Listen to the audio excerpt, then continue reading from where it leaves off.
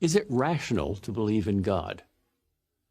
Many people think that faith and reason are opposites, that belief in God and tough-minded logical reasoning are like oil and water. They are wrong. Belief in God is far more rational than atheism. Logic can show that there is a God. If you look at the universe with common sense and an open mind, you'll find that it's full of God's fingerprints. A good place to start is with an argument by Thomas Aquinas, the great 13th century philosopher and theologian. The argument starts with the not very startling observation that things move. But nothing moves for no reason. Something must cause that movement. And whatever caused that must be caused by something else, and so on. But this causal chain cannot go backwards forever. It must have a beginning.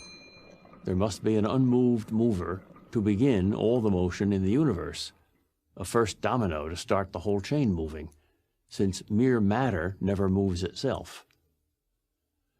A modern objection to this argument is that some movements in quantum mechanics, radioactive decay, for example, have no discernible cause. But hang on a second. Just because scientists don't see a cause doesn't mean there isn't one. It just means science hasn't found it yet. Maybe someday they will. But then there will have to be a new cause to explain that one, and so on and so on. But science will never find the first cause. That's no knock on science. It simply means that a first cause lies outside the realm of science.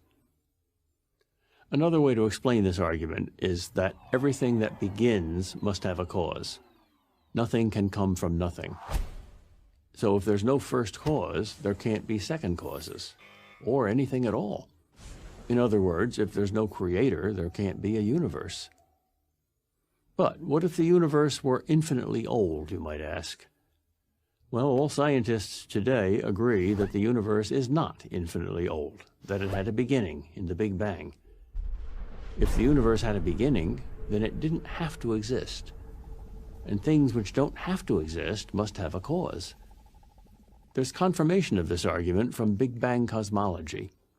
We now know that all matter, that is, the whole universe, came into existence some 13.7 billion years ago, and it's been expanding and cooling ever since. No scientist doubts that anymore, even though, before it was scientifically proved, atheists called it creationism in disguise. Now, add to this premise a very logical second premise, the principle of causality, that nothing begins without an adequate cause. And you get the conclusion that since there was a Big Bang, there must be a Big Banger. But is this Big Banger God? Why couldn't it be just another universe? Because Einstein's general theory of relativity says that all time is relative to matter, and since all matter began 13.7 billion years ago, so did all time. So there's no time before the Big Bang. And even if there is time before the Big Bang, even if there is a multiverse, that is, many universes with many Big Bangs, as string theory says is mathematically possible, that too must have a beginning. An absolute beginning is what most people mean by God. Yet some atheists find the existence of an infinite number of other universes more rational than the existence of a creator. Never mind that there is no empirical evidence at all that any of these unknown universes exists, let alone 1,000 or a gazillion. The conclusion that God exists doesn't require faith. Atheism requires faith. It takes faith to believe in everything coming from nothing. It takes only reason to believe in everything coming from God. I'm Peter Kraft, professor of philosophy at Boston College for Prager University. Join Prager University, subscribe to our YouTube channel, and sign up for free at prageru.com.